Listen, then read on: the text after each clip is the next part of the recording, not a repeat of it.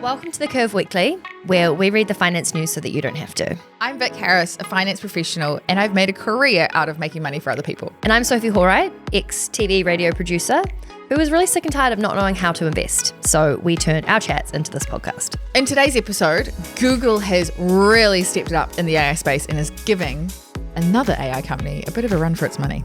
Taking a break from tech, which we don't often do on this podcast, there is a business that is not a tech company that is now worth $1 trillion. There's only one other business that is publicly listed and not a tech business.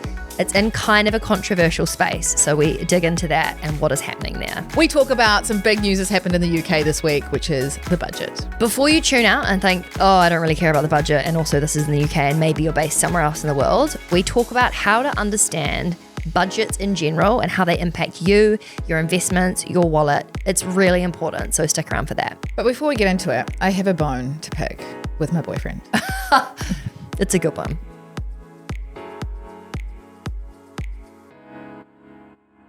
So we've just been having a conversation off mic, which we've decided to bring on mic.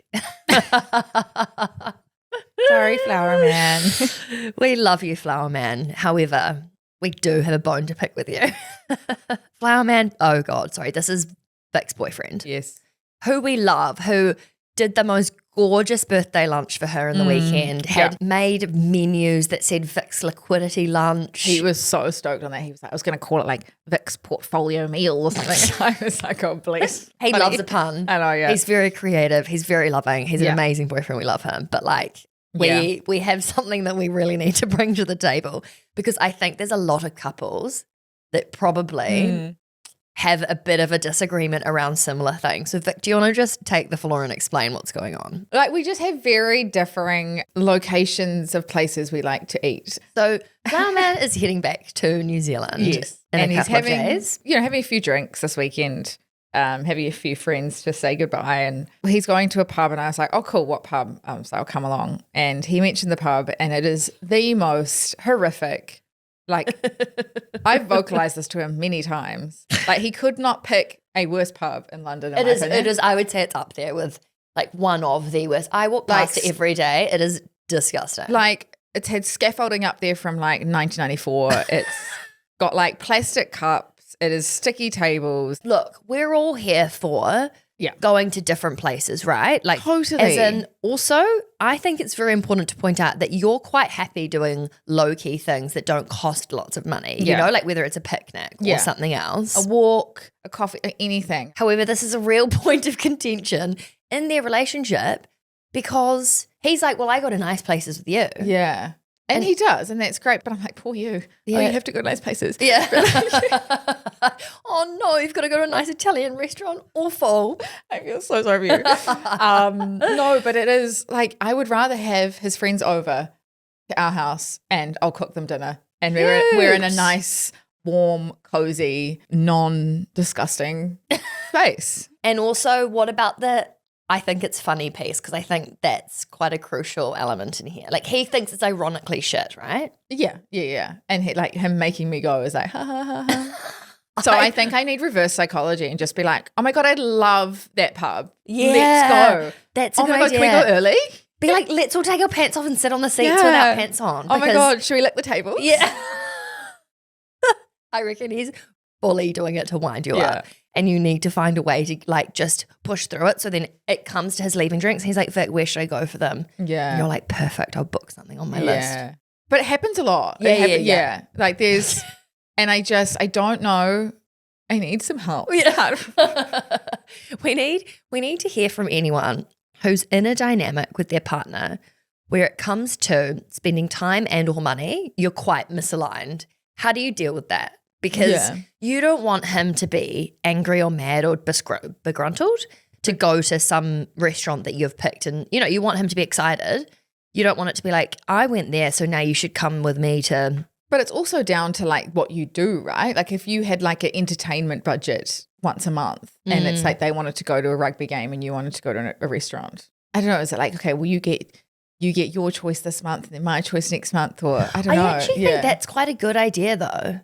Like maybe you just need to alternate. Maybe it's just but then it's really hard, because then if you're alternating between a pub like this, Yeah, I mean, it's not a want great him, way to spend a Friday night, is it? I just want him to change. Oh, no. Everything else about him is absolutely amazing. Yeah, we love tiny, him. tiny, If tiny he's listening little to thing. this, Yeah. we love you. Yes. But what I would say is when you're in the dating stages and if you're like going to a pub and it's like a random shit pub, you're kind of like, it's fine. I'll have a Guinness. Yeah. Actually, to be fair, I've Like, decided I now like Guinness. I went for a run the other day. Oh, yeah. Don't say Because the guy I'm seeing went for a run. So I went for a run too. I was like, oh my God, girl.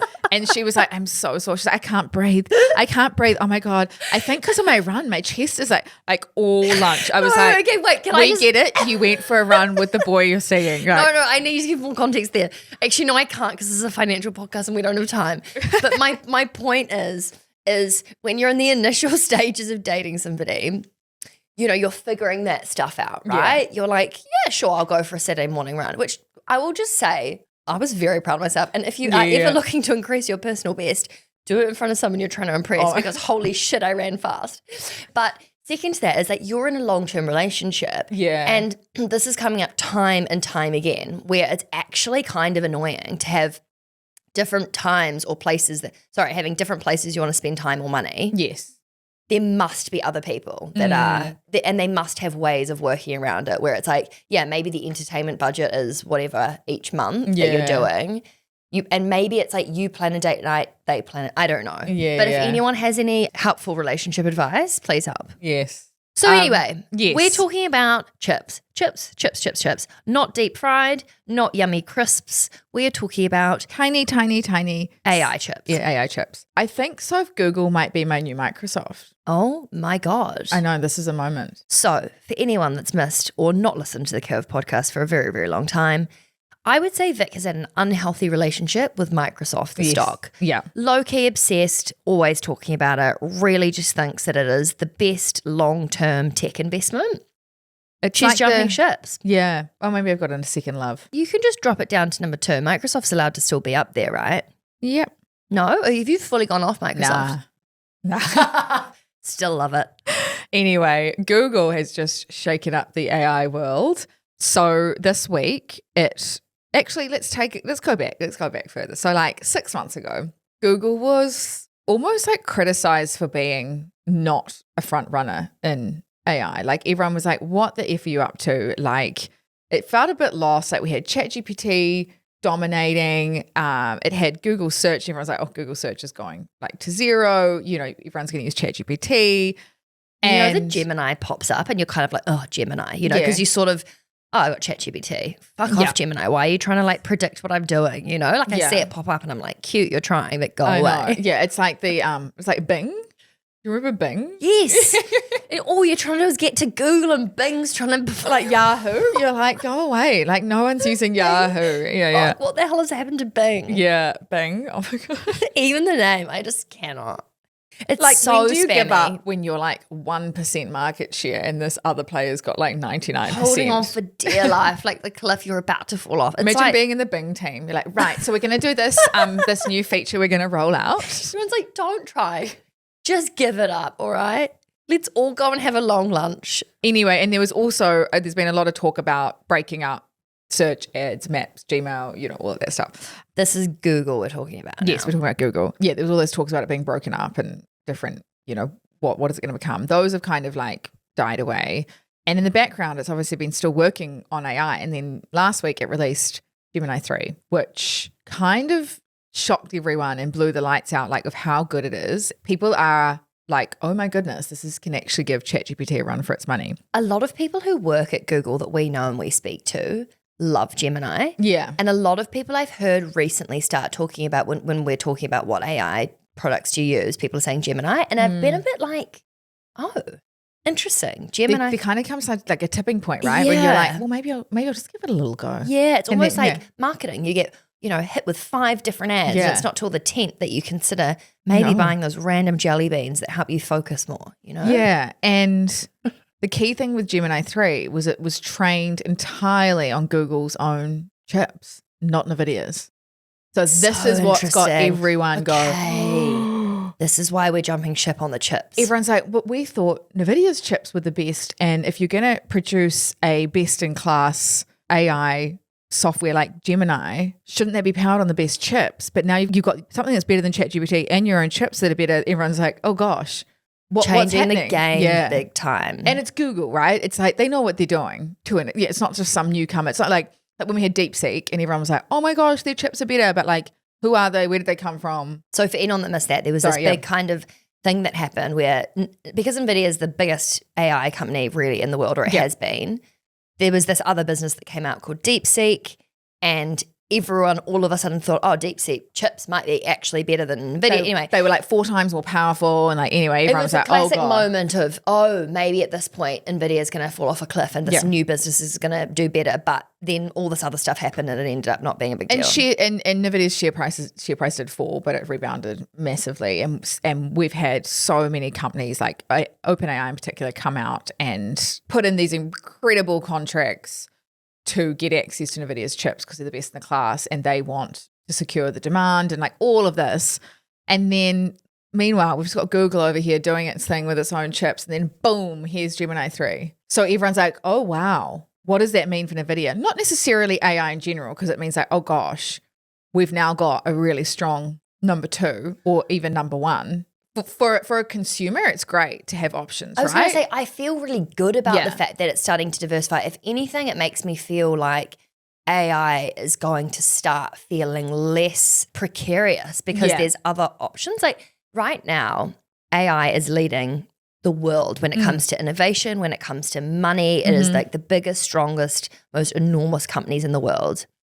But because there's so few of them and they are kind of propping up the entire stock market, that's, I think, where it is a bit scary. If you have other really strong players, could be a really good thing. It's diversified within the stock market in terms of big, powerful companies. Totally. And it's like there's not as much wealth or expectations or dependency on one company, which that to me is scary, because it's like, okay, well, if Nvidia doesn't deliver or doesn't perform or has a hiccup or like, I don't know, has some issues with its chips, all of these other companies are impacted. Whereas when you kind of, with anything, when you share the load and you diversify, you spread the risk, right? So it's great for consumers, I guess great for investors, but maybe not in the short term because a lot of investors are in Nvidia. But its share price has fallen about 8%, which is quite big for Nvidia. And people are having a few questions like, are we backing the wrong horse? Should we be backing both horses? Yeah, there's also reports that Google is starting to pitch to like Meta and be like, hey, look, we've actually got these chips that are actually better than Nvidia's. And like starting to, I guess, steal a bit of the demand. There was no one else you could go to but Nvidia. So they went there. Whereas now you've got this very strong competitor. And Nvidia actually came out and congratulated Google and was like, cool, that's really cool. Yeah, they were like, this is great, but we're still a generation ahead of Google. Oh, like, well done over there. We're still way, way more advanced than you, but good job. Nice work. Cute that you're trying. You don't want to piss off Google. And Google's chips are way cheaper. But I mean, we saw this with DeepSeek. Will it eventuate into something, or will it just be a little blip in a buying opportunity if you want to buy? I feel like it might. Yeah.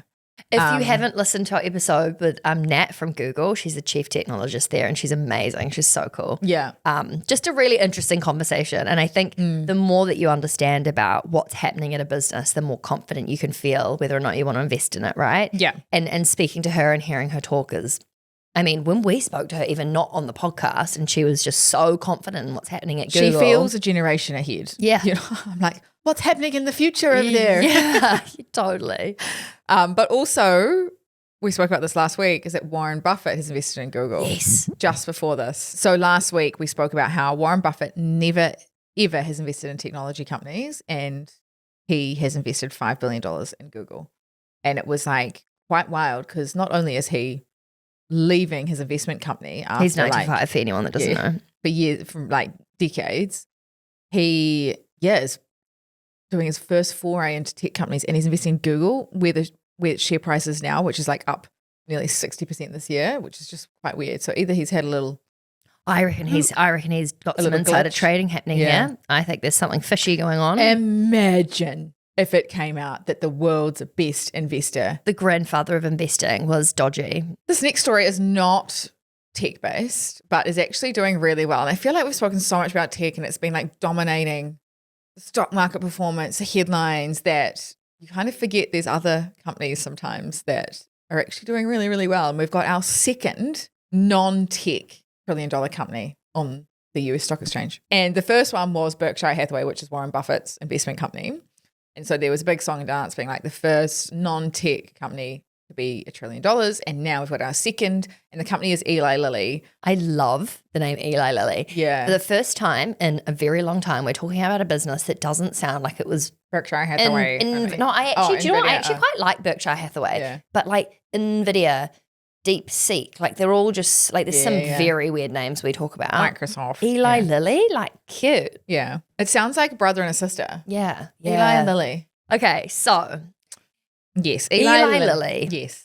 is a massive company on the stock exchange. Yes. It's a pharmaceutical company, and it is the second non-tech company to hit $1 trillion market cap. And the reason it's done that is because of its two blockbuster weight loss drugs, which is Mounjaro and Zepbound. So they have produced these drugs which use the GLP-1 protein, which increases insulin, slows digestion, and suppresses appetite. Mhm. Now, a lot of these drugs have got into the mainstream, particularly into the celebrity sphere, and people have been using them not for their actual intended purpose, which is mainly for diabetics and to reduce obesity. And we've had Novo Nordisk, which had Ozempic, which is kind of like the poster or the very well-known GLP-1 product. Anyway, they were doing fantastic, and everyone thought this was going to be absolutely game-changing, and it has been.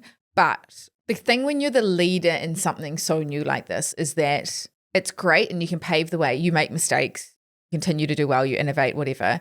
But then the second comer doesn't make those mistakes. And so they just kind of like blast through in terms of like looking at what you've done and maybe do it slightly better. And this is what they've done is like made products with less side effects, easier to digest, like that kind of thing. So they've made products that are now superior than the first front runner, which was Novo Nordisk. It's so interesting in this kind of scenario because a lot of the time, people that are that far ahead, like the biggest advantage you have is being first. So you're already ahead in terms of you've made those mistakes and you're on to the next thing. Yeah. If you're not innovating fast enough, that's when someone else comes up behind you, right? Because if you Well, look it's at like- something like an Uber, there's a lot of competition, but Uber's still pretty dominant. And it's the same, Nike, for example, like there's lots of brands that come out of the gates with something, and the reason that they stay on top is because they're constantly like innovating and reinvesting and growing and growing and growing. As soon as you like slow, someone like an Eli Lilly can quickly like be chomping on your heels. Yeah. And that's what we kind of were just talking about with Nvidia, right? Like, is this Nvidia just got a bit complacent and Google's now the second runner that's going to be the front runner, or is it the kick up the bum that Nvidia needed to stay innovating? I don't know. Like Lululemon's probably a classic example of just like kind of was the leader and then Fell behind. yeah, and then people at Lululemon probably be like, we innovate, but like, you have to be seriously innovating to stay at the top. Like Nike's R&D, like research and development budget, and like what they spend on constantly innovating is massive compared to smaller players. And obviously, when you're bigger, it can be, but you just can't rest on your laurels. Laurels, love it. What are laurels? I think your ass, your bottom. Oh my God. So Sorry, can we yeah. give, okay, So our producer just told us. we're just passing the mic. Yeah, what does resting on your laurels mean? Basically, in Greek times when they were doing the Olympics, way back when, in ye olde ancient times, they they would give winners a crown made of like laurel leaves. And so the saying is, don't rest on your laurels. So don't rest on the fact that you won from last year and you've still got your laurel crown. Carry on innovating, be better this year. I always thought your laurels was your butt. Yeah, I mean, that makes Your more laurels, sense. like don't be lazy and rest on your big cheeks. That's what I thought it was. So sit like at the pub, you've got a great laurel. I honestly just Everyone's didn't like, you oh. always think that? Rest on your I laurel? never even thought of what Right. it could be, yeah. Well, what I wanted to say on this is when you are in, I love learning new things like so that. do I. Yeah. Fun facts. I feel like my brain just goes, "Roop." Yeah.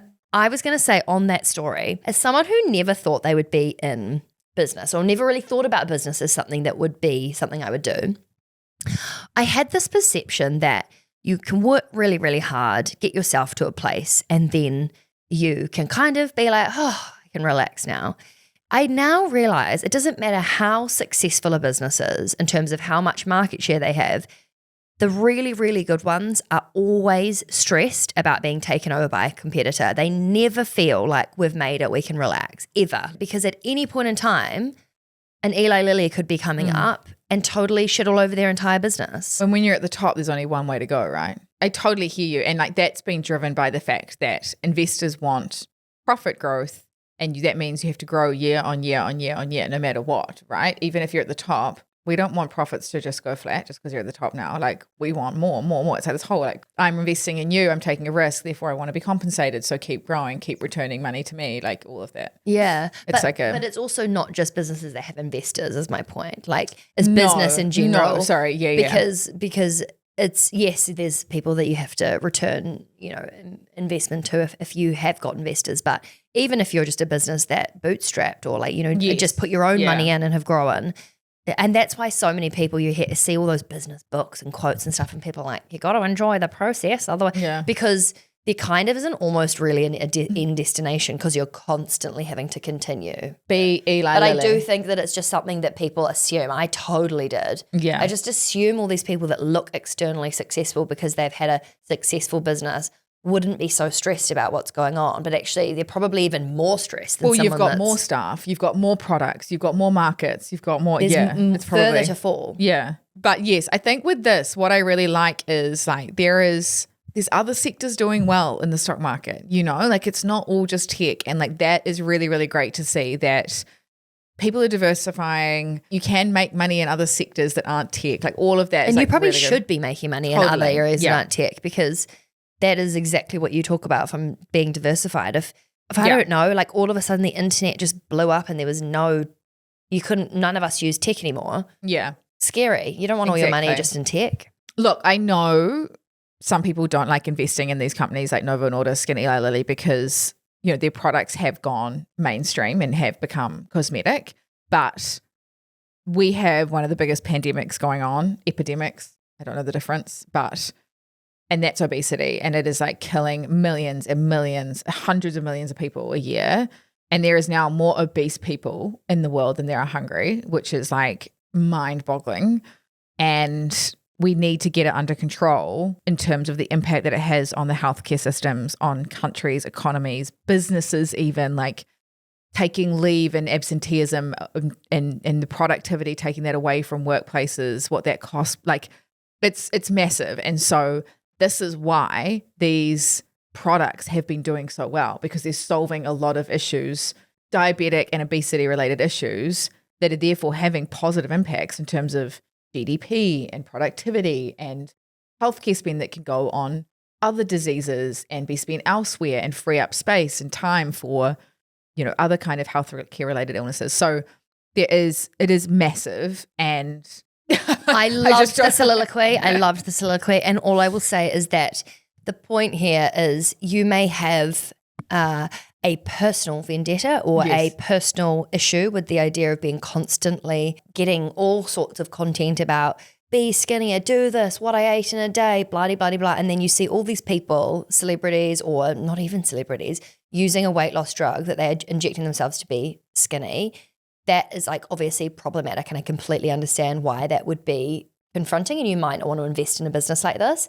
But if you zoom out and understand the magnitude of how much obesity is genuinely impacting people and also productivity and how much money is being poured into these healthcare problems, these types of drugs are incredibly helpful for people that need them. Yeah. And the point here is that there is an enormous investing opportunity or landscape where this goes beyond the cosmetic, like what you see or what you hear or think about Ozempic or whatever this drug's called. Yeah. And it's like with any company you invest in, right? Like let's take Nvidia that we just spoke about. Like there is indirect impacts of investing in, say, AI, for example. Like people don't want to invest in AI because of the jobs it's going to impact, the impact it has on the world in terms of the power that it uses. Like it's the same with Eli Lilly. Yes, there is parts of this business that you might not like and therefore not want to invest in, but like every single business has some degree of something you probably don't like about it. And it's like, okay, can I get comfortable with the fact that this product or the GLP-1 protein and like what the products are based off is going to save countries billions and billions of dollars and save lives, or do I not want to invest in it because there's a few people, the minority, that use it for cosmetic purposes? And that's kind of what you have to balance up. And if you're in the latter camp, that's fine. There's so many other things to invest in, but like it's just balancing and realizing, yes, there's so many positives with this, and yes, there's some negatives, but like where do your comfort levels sit really? In all honesty, when we first started speaking about this as a product, as an investing opportunity, I was absolutely the most raging bitch about it. Yeah. Hearing you speak about the nuances and the way in which like this is also helping people, and like just the more zoomed out, holistic, well-rounded approach to this investment opportunity in general, not just this business, but this as a sector, it's not a no for me. You know, I don't look at this and think this is such a hard and fast line for me that I would never invest in it, because I can now understand the nuance of how this can be really positive for a lot of people. And like if we take the UK, for example, there's research that suggests that it spends about 130 billion pounds per year on obesity and overweight related healthcare costs. So it is now started to give away these weight loss drugs that will probably cost it billions, but it's going to save it hundreds of billions. But yes, I totally hear where you're coming from. There is unfortunately a small minority that ruin it, the majority. I think that, the bee in my bonnet is more just around the constant pressure that women have to look a certain way. And I feel like when this is, you know, amplifying a narrative that we should look like walking coat hangers, I really hate it. Yeah, no, fair.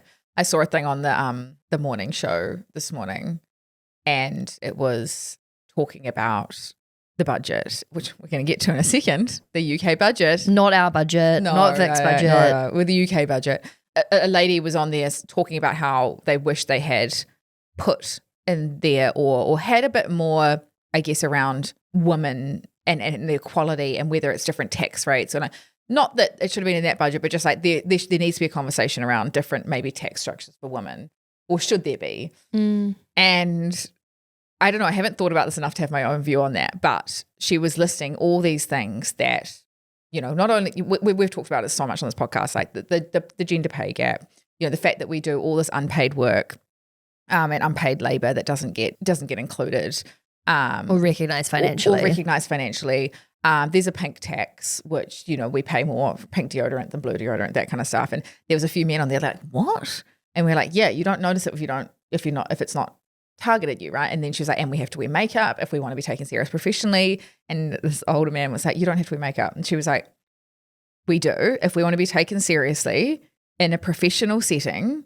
Like there are so many statistics that show, and we've spoken about this as well on the podcast, that like unfortunately how you look tends to impact your earning capacity and your promotions and but everything. Like it was just quite, I guess, confronting that like the two men on that table had no idea. And it's like, well, and fair enough, they probably wouldn't because they're not living and breathing it. But it was just like, yeah, it kind of plays into what you were saying about like we are pressured into looking and being a certain way. Yeah. That was quite a good segue into the budget as well. Yeah. Well done, Vic. Stunning. Absolutely stunning. I'm getting better. You are really nailing it. I must say I'm really loving this episode. What is happening to my voice? Okay, budget. Right. So the UK had... Wait, before people tune out because you're not in the UK, I would just like to say the reason we're bringing this up is because, yes, it's important to what's happening in the UK, but also understanding how a country's budget works with relation to who's then in power, what does it mean for you? Yeah. This is universal. So like we're using the UK budget as an example, but just know this is very relevant regardless of where you are in the world. Yes. And every country releases a budget every year. It's like a personal budget, you know, you're like, okay, I'm looking at my what's income, what's coming into my bank account, and you're where looking are my debts? Where am I going to spend? What do I need to cut back on? What can I spend more on? Where can I get more money coming in? Like all of that. And yes, we had the UK's this week. So a few of the key takeaways that I found most interesting and like would affect me, so therefore I think other people might find interesting. The biggest takeaway from this budget was everyone was very relieved that there was no increase in taxes. There was no increase in the percentage of tax that you will pay. So the tax rates did not increase. Most countries, they progressively go up and up and up depending on different levels that you get paid. And in the UK, that's, there's a certain threshold. You pay 0% tax, then you pay 20%, then you pay 40%, and so on. And the great thing about this budget was that Rachel Reeves came out and she said, I'm not going to increase the percentages that you pay in tax. Everyone's like, woohoo! But what they usually do with this budget as well is they move up those thresholds to be in line with inflation, because everyone's salaries go up. Most people's salaries go up each year. They're either doing more work, they get promoted, or inflation. And so those bands need to move up, let's say from 50,000 to 51,000. So, you might pay 20% at 50,000, but then next year you can get paid 51,000, you still pay 20%. And I think the biggest thing, this took me no shit about 2 hours to get my head around yesterday.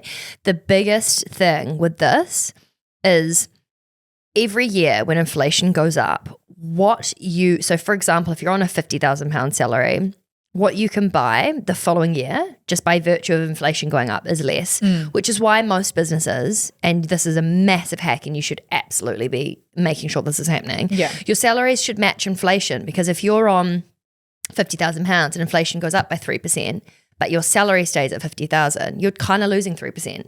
Yeah. And so the whole point of the tax brackets moving is if they don't go up, you're actually technically kind of paying more tax. You're worse off. You're literally, you might be going up a little bit in terms of your salaries increasing with inflation, but because the tax rates aren't.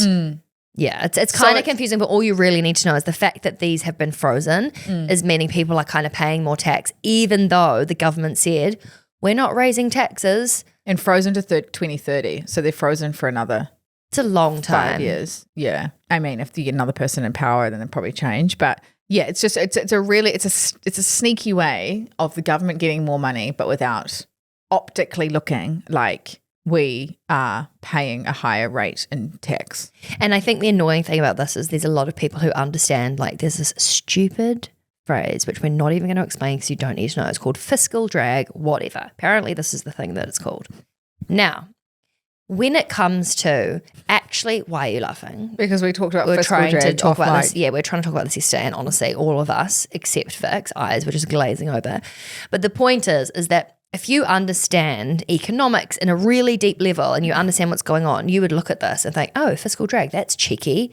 We know what you're doing. You're actually trying to get more money in for taxes. But if you don't understand the fact that this is actually kind of going to impact you negatively, like the everyday punter like me, I would just be like, yay, taxes aren't going up. But actually it's not ideal. But I also think it's like the other side to that is knowing your tax bands. So and by that I mean knowing at what point, at what level you have to start paying more tax. And this is every country, by the way. This is really important. Because, if you're on a £50,000 salary now, for example, the max that you're paying is 20%.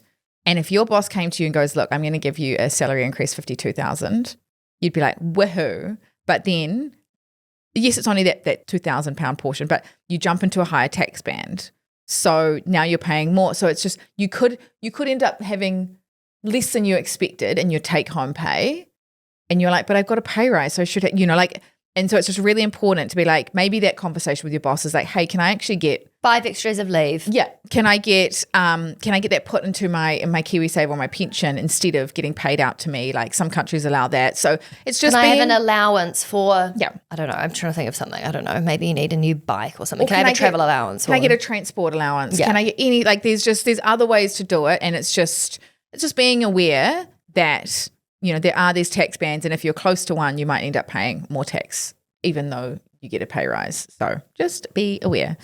Yeah. So there was quite a few things about it. The other thing that I just wanted to highlight quickly is the change to cash ISAs. So in the UK, there is this incredible vehicle called an ISA.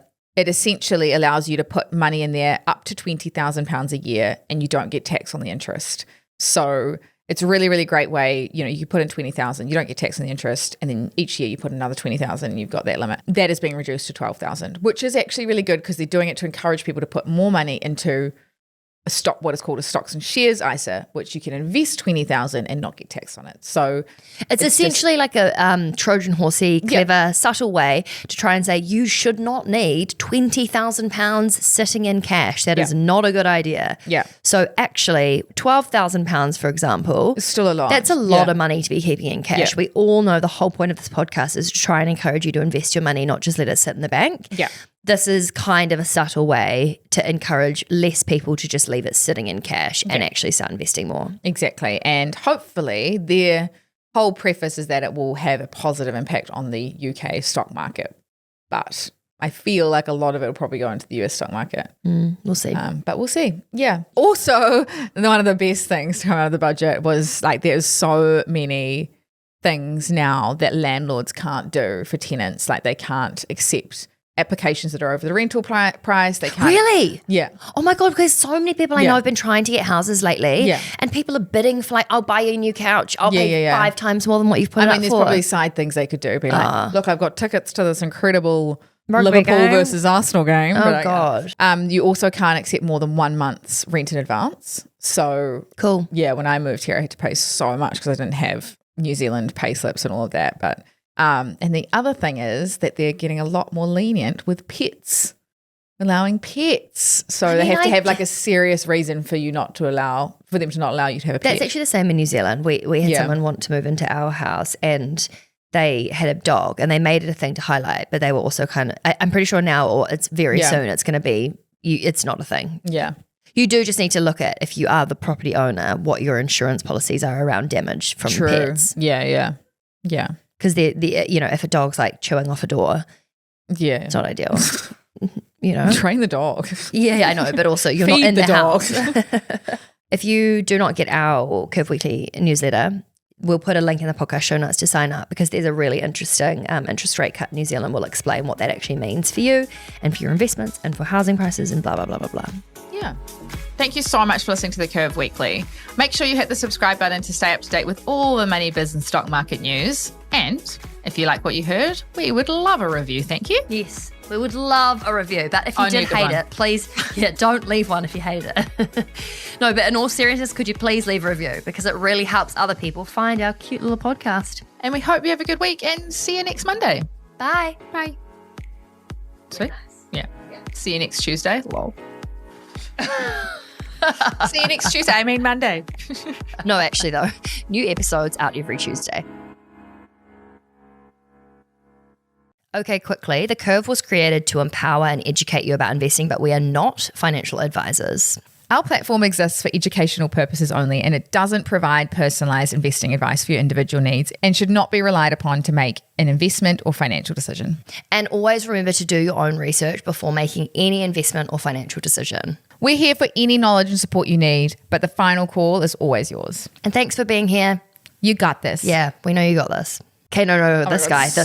Oh, Jacob Elordi. Jacob Elordi. I feel like he would just stand there and stare at me and I'd be like, naked. I'd just be like, same. You could take my clothes off with your eyes. They blew off. They've just absolutely gone up in flames. No clothes, not a shred of clothing on me anymore. I don't think he would say anything. He wouldn't have to. Like, I would. There's this video of him walking in his suit with like sunglasses on, chewing gum, and like honestly, the things I would do to that man. Yeah. Holy shit. Okay, we must get back on track. Back to finance news. Back to budget. Jesus Christ, we're so off tangent. Yes. So in every country there is an Can we talk about Jacob Elordi? I don't want to go back to the budget, Mom. Sorry, mate. This is going to be such a hard record.